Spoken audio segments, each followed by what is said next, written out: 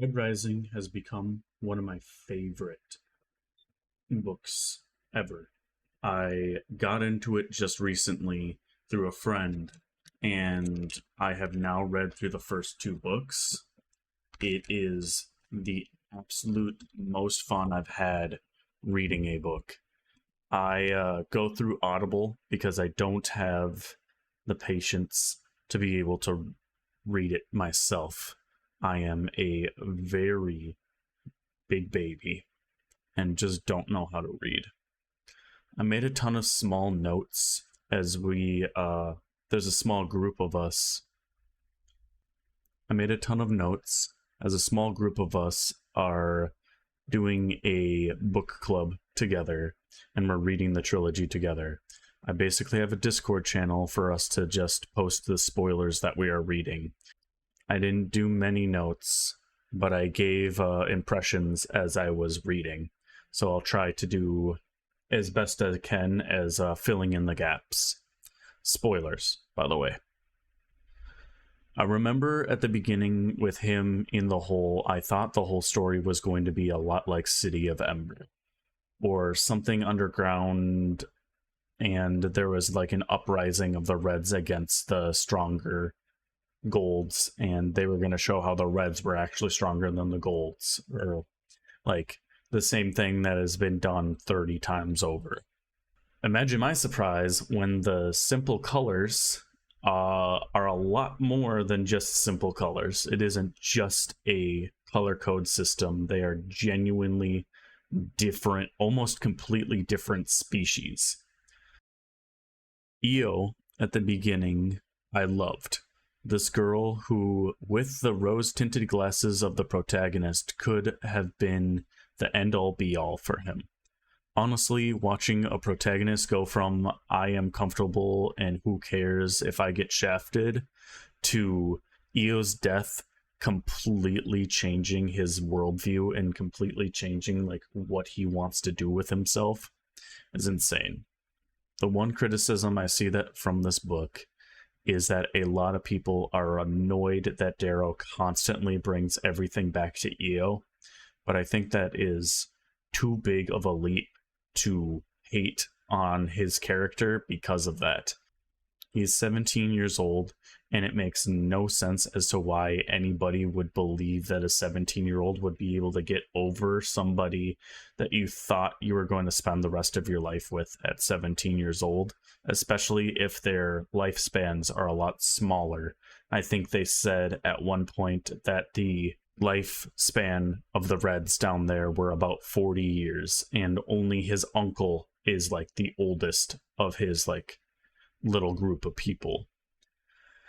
And watching him change over time and getting over Io is a very strong thing, and I think it was very needed for his character. And so that obsession of Io was something that is so natural and so real to his character that I have no problem with it being in the book. I was really bad at making notes for this first book. I made a much better notes for the second book, and I will be rereading it, so it'll probably be better. But I will just go through the notes that I have. I wrote up to chapter 15. This is not where I thought the story would go. I genuinely thought that this would be him figuring out a way to climb the ladder. The fish out of water and into the lion's den is an amazing theme. Speaking of which, the carving process was absolutely insane, and really everything up to that point was really cool. I loved that, going back to Io, that you learn that they have to pull on their legs of the people that are getting hung because the gravity is so light there that they would just suffer for a long time. So they have to pull on the legs to help them ease their pain. And his uncle doing it for him so that they can fake his death and then bring him away is such a good and amazing idea. And then him going from there, going to the Sons of Ares, and then going up the elevator and into seeing the city is absolutely fascinating. The primitive city of Ember to this like vast cityscape is so cool. It's like watching City of Ember go straight to epic space fantasy in the first whatever amount of chapters, or whatever the amount of pages. I really loved the carving and how much that affected him going forward. There is a ton of things that happened past or around this point that really changed him as an individual, having to deal with his new body and growing into it was a very fascinating process to watch, and all of the things that he had to learn just to be somewhat near the same potential as the other golds. The next thing I wrote was chapter 18, Curse of My Birth. I root for the underdogs. And then he goes on to be the underdog that wins the class. Yeah, I already figured out that, like, yeah, he's gonna win at some way. But seeing him do this, like, this bit of him being the Far Planet Hayseed and working that into his story of, like, not knowing everything for golds is a very good idea. I do think that they kind of lean on that a little too much sometimes. Just, like, I think it is, if they were older, obviously, because they're all kids, it's not going to be as obvious. If they were older, he could not have gotten through this. It is impressive how much this shit really helped him to grow into a warrior, and he turns into this amazing, like, Adonis of this gold. Killing Julian was such a great choice too. The first person that he really becomes friends with on the train and really tries to be a part of this, like, world with, then gets shafted and killed by Darrow because of the rules of this gold society, having to prove that everybody has to be stronger and has to prove themselves to be stronger than the others to be able to live in this society. I do really believe that this is the catalyst for the whole rest of the book, and I hate Cassius because I think he just doesn't understand. This is a fucking, like, they were forced to do this, goddammit. Chapter 21, You Will Not Murder, proceeds to let them murder. Yeah, the Proctors really just didn't care. They sometimes were very invested, and then other times just let them do things that, like, should not have happened. Like, they specifically say, you guys can't fucking murder. Immediately after, watches Titus get murdered, watches all these other people get murdered, and it's just like, and all the things that Titus done up to that point, why is all of that okay, but not the murder that Titus was gonna do? Next one is chapter 25. This game is on some dumb shit. I hope Darrow gets to murder Titus. Yeah, oh my god, the Titus twist was so insane. I also commented in how I joined the Reddit around this point, and I saw a lot of things going on about wanting to have a movie for this series, and I don't think that's a good idea.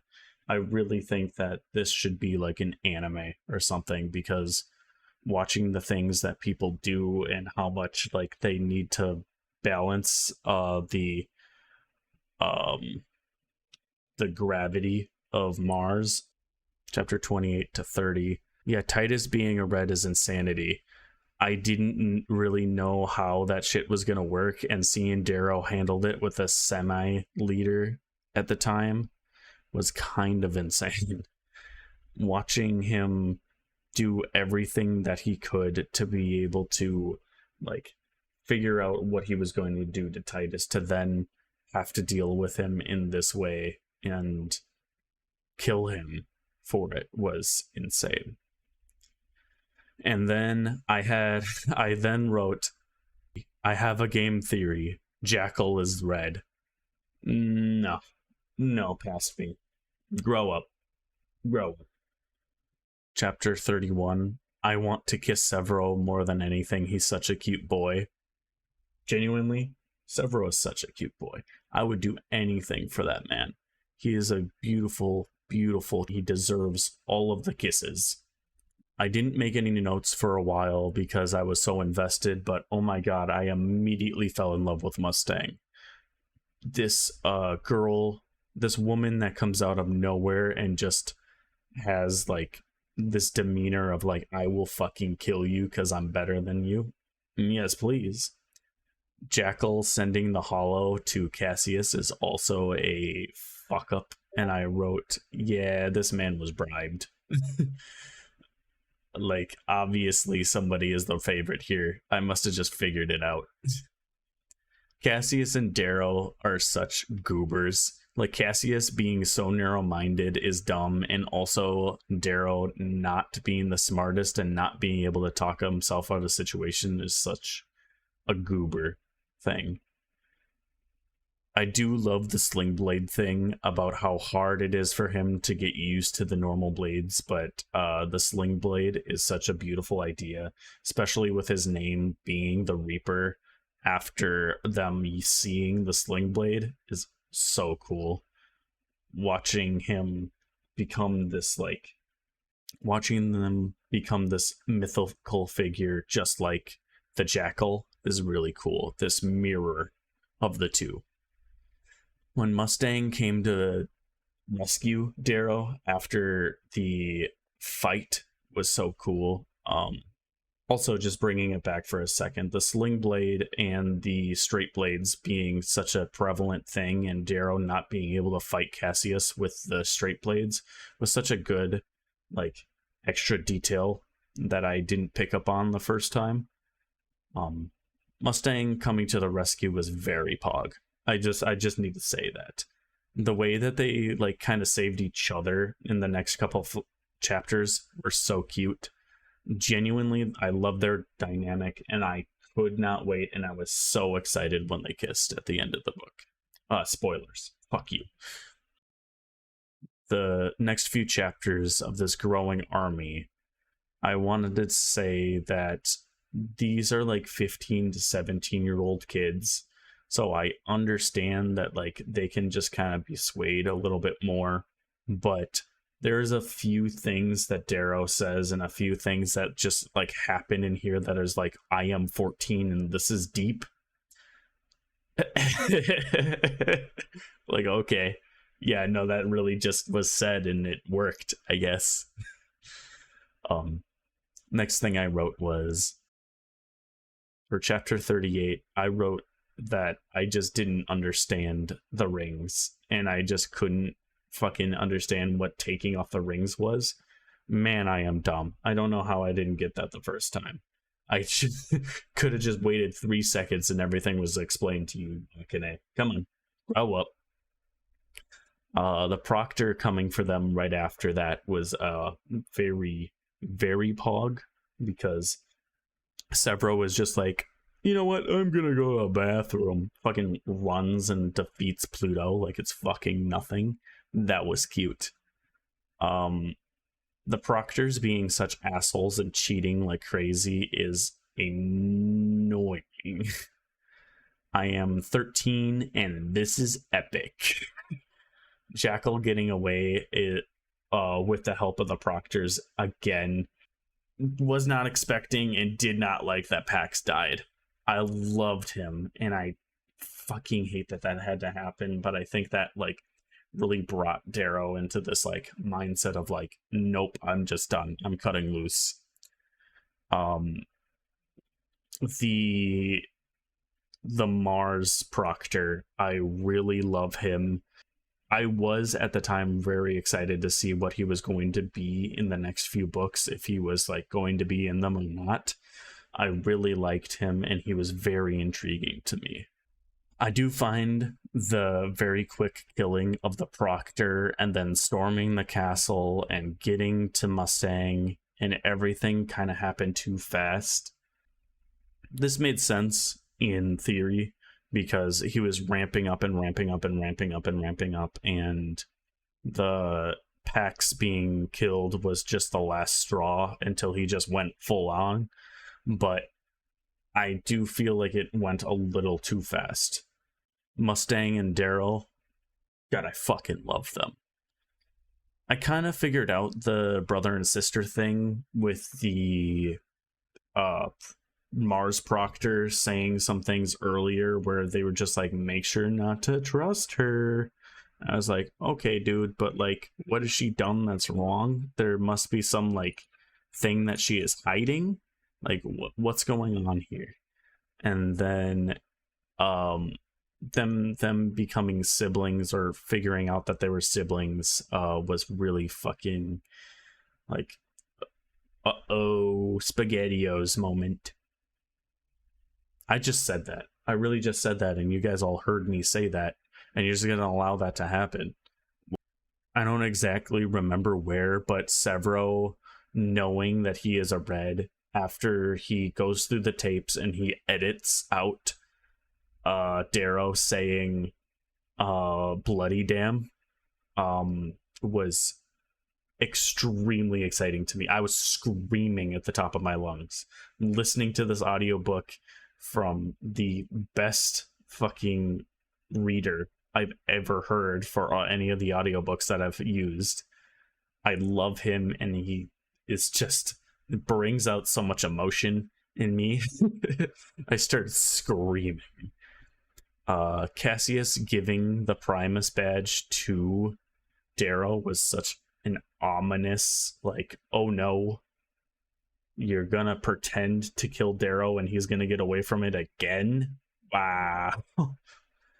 The ending was extremely scary. Darrow kissing up to the person that killed his wife was such a big explosion of like, I don't know what to think at this moment. I genuinely don't understand how to react at this moment. And I was screaming, and I was talking to my friend at the time, and I was like, holy shit, what the fuck are they gonna do for the second book? Like, I don't understand. I don't know where they're gonna go. I was freaking the fuck out. That's basically the end of the book. I do want to say that, again, I will put the name up on the screen. I didn't look them up because I am an idiot. But the person that read the audiobook for this book is absolutely insane. And him singing the song that EO sings at the beginning, it pulled on my heartstrings, dude. I've been listening to that like nonstop. I've been listening to that. Just him singing is such a good thing. And I've had like this idea ever since the book ended of like a trailer for like a anime or a movie or something. And I wish I had the funds and the ability to be able to do this for myself. I would love to make like a little trailer for this with him singing. God, it's such a good idea.